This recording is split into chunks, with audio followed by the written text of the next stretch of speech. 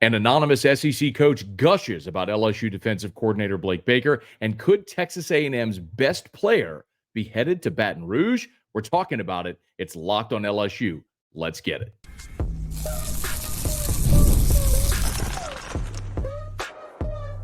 You are Locked on LSU, your daily podcast on the LSU Tigers.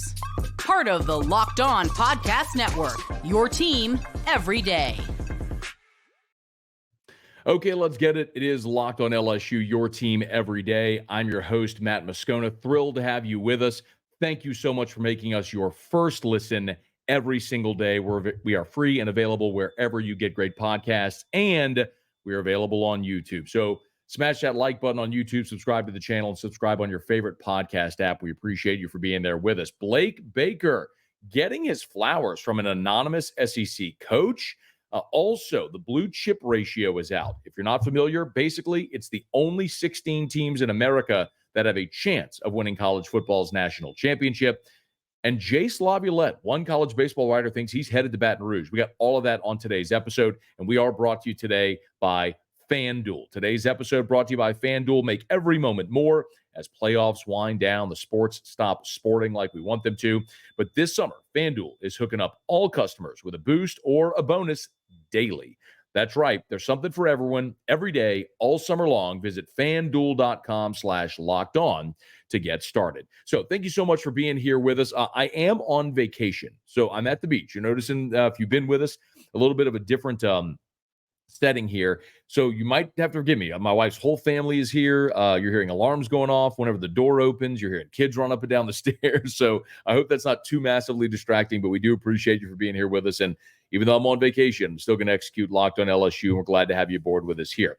So one of the things that I really enjoy in the build up to every college football season is when you get some of these written pieces where anonymous coaches speak under the condition of anonymity, obviously, about other teams and coaches. Every year, Athlon does something like this. Every year, Athlon puts out a piece where SEC coaches speak anonymously about other SEC coaches and teams. And we have to, as the consumer, as the audience, have to just sort of agree or understand that what we are reading is coming from a credible source. So we don't know. Like when Athlon publishes that every year, it could be an analyst at Vanderbilt. So does that hold as much weight as if Kirby Smart said something? Absolutely not. But we just have to accept that this is a good source, and so we're going to put some credence behind what they say. Well, Lindy's magazine, Lindy Sports, did something similar here. And they gave coaches anonymity to speak about other SEC coaches. And when they got to LSU, they spoke about Blake Baker and about the offense. And what really caught my eye was the comments about LSU defensive coordinator Blake Baker. Now, again, we don't know who said this, only that it was an SEC coordinator. And I don't need to tell you this, but I'll say it just for the sake of saying it.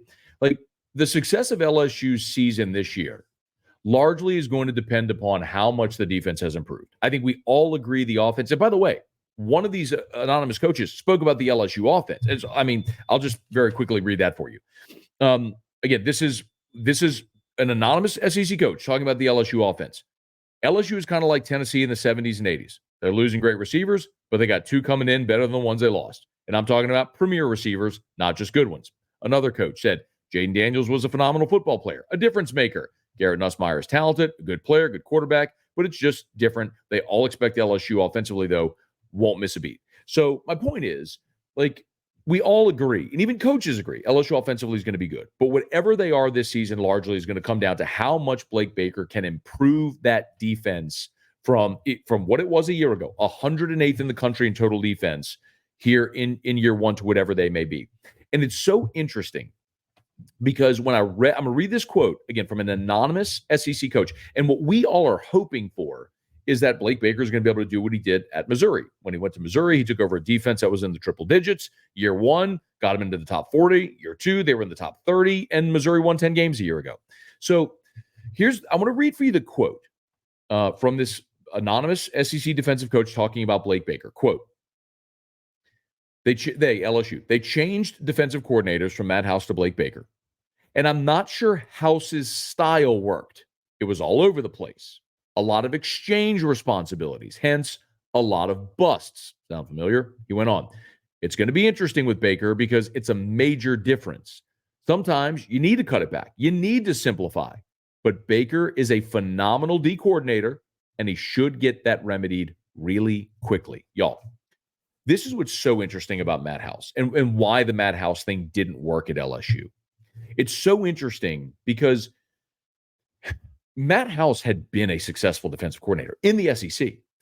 In 2018, when Matt House was the DC at Kentucky, they were number 6 in the country in scoring defense. The Kentucky Wildcats were, in 2018, with Matt House as their DC, they were number 6 in America. Now, I'm here to tell you, like, they had Josh Allen, the defensive end on that team, and they had some good talent. But it wasn't like they were just pumping NFL first-round picks, and it's why they were so good, like you've seen at Georgia and Bama and other places. Matt House did a great job organizing and running that defense for for Kentucky that year.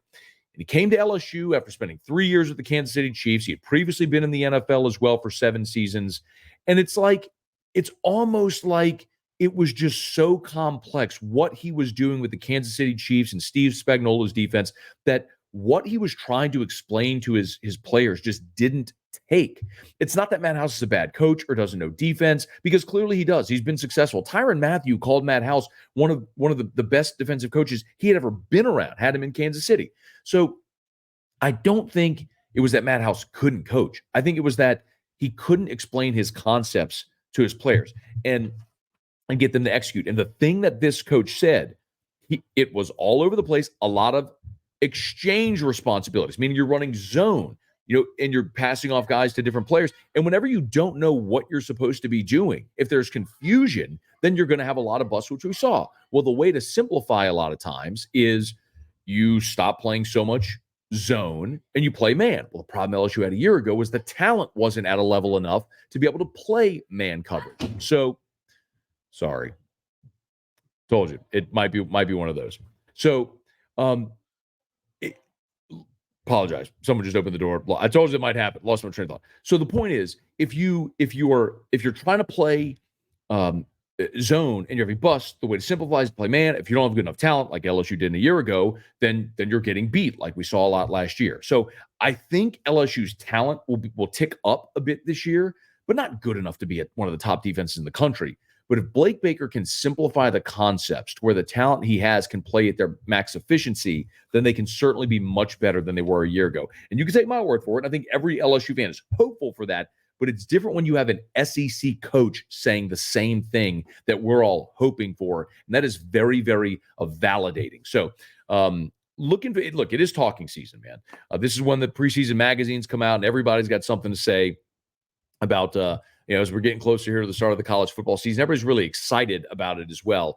But we're going to start to get more and more conversation, and I think that's something we're going to hear more commonly about this LSU team, is there's going to be a lot of optimism around the defense being better. Not being great, but being better. And if the defense is better, how close does that get LSU to competing for the playoff and for a championship? Yes, a national championship. Don't laugh. The blue chip ratio comes out every year, and it has never failed. If your team is not on the blue chip ratio list, you cannot win a national championship. I'm going to explain what that means and what that blue chip ratio list is when we continue here on Locked on LSU, your team every day. Locked on LSU is brought to you by eBay Motors. Passion, drive, and patience. The formula for winning championships is also what keeps your ride or die alive. eBay Motors has everything you need to maintain your vehicle and level it up to peak performance, from superchargers and roof racks, exhaust kits, LED headlights, so much more. Whether you're into speed, power, or style, eBay Motors has you covered with over 122 million parts for your number one ride or die. You'll always find exactly what you're looking for. And with eBay Guaranteed Fit, your part is guaranteed to fit your ride or die every time, or your money back. Because with eBay Motors, you're burning rubber, not cash. With all the parts you need at the prices you want, it's easy to make your car the MVP and bring home huge wins. Keep your ride or die alive at ebaymotors.com. Eligible items only. Exclusions apply. eBay guaranteed fit only available to U.S. customers. So every year, Bud Elliott, who's candidly a friend of ours, he comes on my radio show and got to meet Bud Elliott at SEC Football Media Days and does a great job. Bud Elliott with 24/7 Sports. Well, a few years back, actually more than a decade ago now, Bud Elliott put out something he calls the blue chip ratio. And if you're not familiar, the blue chip ratio is a rolling 4-year average of your recruiting classes, and it's very simple. If you don't have, if a team doesn't have at least 50 50% of its roster made up of 4 and 5 stars, you can't win the national championship. It's that simple. Last year, Michigan won it all at 54%. In 2022, Georgia won it all with 77%. 2021, Georgia was at 80%. 2020, Bama was at 83%. The 2019 LSU national champion, 64%. It hasn't failed. It's been close a couple of times. There've been a few close calls on the blue chip ratio, but the big, TCU a couple of years ago when they lost to Georgia made it to the championship game, but were not, but lost. Of course, got blown out. But they weren't in the blue chip ratio. So it's interesting now, and I think the caveat we have to throw out when we talk about the blue chip ratio now is what does the transfer portal mean for the BCR? And the best way I can say it, let me make it relevant for an LSU fan. Okay. In the last 2 years, you've had 2 5-stars that signed with LSU that are no longer here. Walker Howard 2 years ago, Lance Hurd last year. Those 2 guys are part of your 4-year rolling average as 5-stars. Well, they're no longer here. They're at Tennessee. So how do you factor in the transfer portal, transfer rankings? Does that change things? That's all part of this conversation that as we continue to learn more about the transfer portal, we'll continue to see this evolve and maybe have a better sense of it. But so far, the blue chip ratio has still held true. So I won't bury the lead. LSU is on the list. There's only 16 teams on the list, and LSU's one of them. LSU's blue chip ratio is 70%, 70. So 70% of LSU's roster is made up of 5 and 4 stars over the last 4 years of the rolling average. Ohio State leads the way with 90, Alabama 88, more on that in a second. Georgia at 80, a little surprise there. A&M 79, Oregon, Oklahoma, Texas, LSU, Notre Dame, Clemson, Florida, Miami, Penn State, Southern Cal, Michigan, and Auburn. That's your list. If the blue chip ratio holds in 2024, one of those 16 teams is going to win the national championship. Now, I have a couple of observations. It is worth mentioning before I get to that, though, that they do put out a number as well that is adjusted for the transfer portal. For example, I mentioned Alabama. Alabama's blue chip ratio is 88%. When you factor in transfers, it's down to 82%. Still very good. Second behind Ohio State, which saw its ratio drop from 90 to 86. LSU's went from 70 to 66 as well. Again, just mentioned a couple of 5-stars that are no longer here that had been a couple of years prior. But the thing that probably stood out most to me on this list, when we talk about from an SEC context, most people agree Georgia, Texas, forgive me, old habits die hard. Georgia, Texas, 1, 2. And then you've got this group of 5 programs all kind of battling for that third spot. Bama, LSU, Ole Miss, Tennessee, Missouri. Well, Ole Miss is a preseason top 10 team. Did you notice they were omitted from both lists? Even as much as Lane Kiffin and the reputation of the portal king and how much they've smashed the transfer portal, they still weren't on the blue chip ratio with their portal addition. So you can effectively X Ole Miss off the list. Now, the other big caveat this year in the transfer portal, or this year in college football, is the fact that it's a 12-team playoff. So in the past, you can't, this is binary. You can't win a championship if you don't get in. In the BCS era, it was only 2 teams. In the 4-team playoff, you had to be one of the 4. So if you lost 2 games, you were effectively out of a 4-team playoff. So because now it's expanded to a 12-team playoff, more teams are going to have a shot because more teams are going to have a shot to get in. And who knows, maybe a team could get hot. The team that I always mention is 2001 LSU. It's something that I think a lot of people, LSU fans here, can relate to and remember. 2001 LSU had a rocky start to the season. They lost at Tennessee. They got blown out at home by Florida, and they blew a fourth quarter lead at home against Ole Miss. They were 5-3 in the league. But it was a weird year. There's obviously the postponement because of the 9/11 attacks. And LSU, and look, Alabama did LSU a huge favor. They upset Auburn, which set up a de facto SEC West championship game in Tiger Stadium. LSU beat Auburn, ended up tying at 5-3, and went to the SEC championship game where they upset Tennessee, who was number 2 in the country. Under this format, because LSU was the SEC champion, that LSU team would have been in a 12-team playoff. As a matter of fact, they would have been one of the top 4 seeds as a conference champion. So, it's a little different now because that team would have had a shot. Now, listen, I don't know that LSU team or anybody was going to be 2001 Miami, but I know this much. When you got through November and LSU went through for 500 yards against Alabama in Tuscaloosa, they beat number 2 Tennessee in the SEC championship game 31-20. They beat the Big Ten champion Illinois in the Sugar Bowl, hung 49 points on them. My point is, nobody wanted to play that team at the end of the year, but they were a 3-loss team. It's why I love this format. You're allowed to improve as the season goes along. People say, it's going to ruin the sacred regular season. Yeah, the sacred regular season where we see LSU play Nichols in South Alabama. Give me a break. Where the penultimate week of the college football season is an absolute sham and a disaster where you got a bunch of FCS teams coming into SEC venues. It's a disgrace. Give me more teams that are able to compete for a championship. So that's the one caveat here, which we don't know how that might play out because you could have a team that's worthy get in, get hot, and make a run. So that may upset the apple cart here with the blue chip ratio as well. But a couple of other observations aside from no Ole Miss. There were 2 near misses. Florida State at 49% and Tennessee at 46%. Look, Jordan Travis is gone. Very talented Florida State team is losing a lot of their star players from a year ago. But at 49%, they're just outside the blue chip ratio line. And remember, the ACC champion is going to get an automatic bid into the college football playoff. That probably will be Florida State or Clemson. So Florida State could very well be in and have a chance to end the blue chip ratio. And then Tennessee, we'll see how that remains. They're one of those 5 teams that we talk about in the SEC that's kind of vying for that 3rd spot. They do get Alabama in Knoxville this year. So we'll see if Tennessee and Nico Amalieva, I just butchered that last name. I tried. I gave it the old college try. I'll nail it before the season starts. Maybe he's awesome.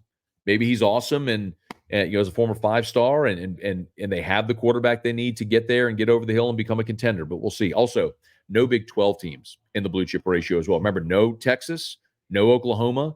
I mean, you got Utah in there, Arizona, some of those old Pac-12 teams that are now in the Big 12, but no Big 12 teams in the blue chip ratio. But LSU's on the list. According to history, the blue chip ratio, only 16 teams have a shot this year of winning a national championship. And your Fighting Tigers of LSU are one of them. Okay, y'all, it is Locked On LSU. We're thrilled to have you aboard with us here. Hey, remember, if you're spending your time watching Fox Sports and ESPN on TV all day, and you got to turn down the volume with all the shouting, make the switch to Locked On Sports today. It's a free 24/7 sports streaming channel programmed for you every day to bring you the biggest stories without all the screaming. Locked On Sports Today brings you can't-miss analysis, opinions, and news, streaming 24/7 on YouTube or the free Amazon Fire TV channels app, part of the Locked On Podcast Network, your team every day. Okay, when we come back, we'll wrap up the show. Arguably Texas A&M's best returning player has jumped into the portal. And there's one college baseball writer who thinks he's going to land at LSU. I happen to disagree, but we'll talk about it as we wrap up. Locked On LSU, your team every day.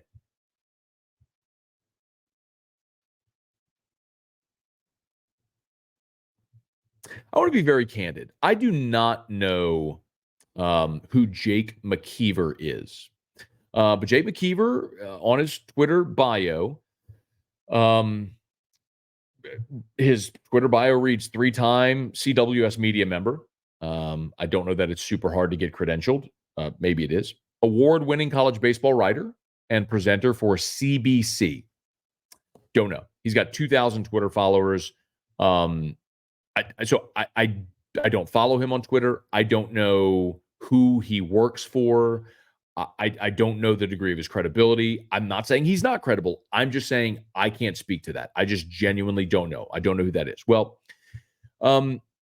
this got a little bit of play after 7 Texas A&M players hit the transfer portal on Wednesday after Jim Schlossnagle left for Texas. And one of them was Jace LaViolette. Jace LaViolette, who hit over 300, 29 bombs, a really athletic outfielder, and a guy who next year in 2025 figures to be in the mix for the number 1 overall pick in the draft. He certainly projects as a very high first-round pick. Well, this has gotten some run today because Jake McKeever tweeted that he expects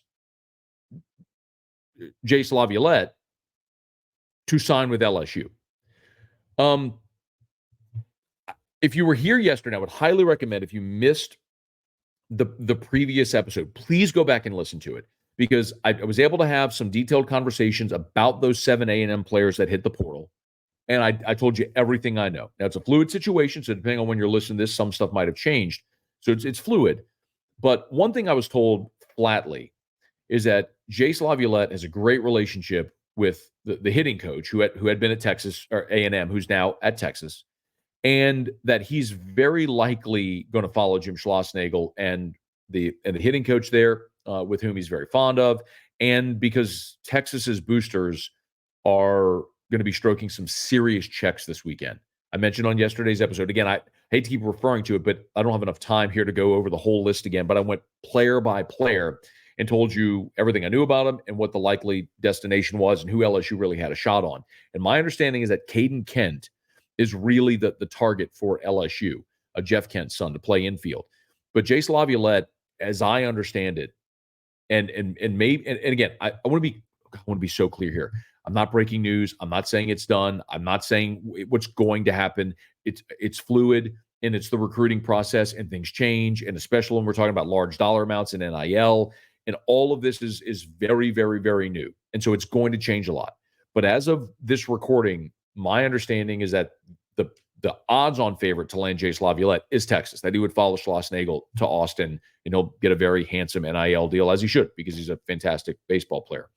So I do not believe LaViolette will end up in Baton Rouge. It is worth mentioning that LaViolette does have family in the Acadiana area, and he was an LSU commitment until Nolan Cain got him to go to College Station. So that's one other thing worth mentioning. According to Kendall Rogers at D1 Baseball, Texas A&M is expected to have their coach by Saturday or Sunday morning at the latest. So if they do announce a coach, one of the names that I have heard, listen, there's some big names that are being thrown out there, from Brian O'Connor at Virginia, who's a national championship winning coach, to Kevin O'Sullivan at Florida, who's a national championship winning coach. And you might think to yourself, well, why would those guys leave? Well, because they leave for resources. Texas A&M is building a $90 million stadium. They're willing to spend on NIL, and they're going to pay a coach a lot of money to get him to College Station. But there was a groundswell of support for Nolan Cain among the players because he's well-liked, to try to maybe keep some of that stability in College Station with all the instability here of late. So we'll follow it and continue to see, but there's at least one reporter out there who thinks Jace LaViolette is going to end up in Baton Rouge. And I want to say this again. I get it. You've got Jake Brown, you've got Ashton Larson, you've got Josh Pearson coming back. You've attacked the portal as well. And you may say, if Chris Stanfield from Auburn is transferring in, you don't need an outfielder. You need infielders. Yes, you do need infielders. But Jace LaViolette is better than any outfielder LSU has. As a matter of fact, at that size, with that power, 29 homers, he's better than any outfielder anybody has. So if you can get him, you 100% take him. It just remains to be seen right now where Jace LaViolette will land. But at least one college baseball writer thinks it'll be the purple and gold. Okay, that'll do it for us here on this edition of Locked On LSU, your team every day. Do us a solid, whatever podcast app you're listening on. Thank you so much. Please subscribe to the pod. Rate us, leave a review, let a friend know if they love the Tigers. We got you here for Locked On LSU. And, of course, if you are on YouTube, please smash that like button and subscribe to the YouTube channel. Until next time, this is Locked On LSU, your team every day.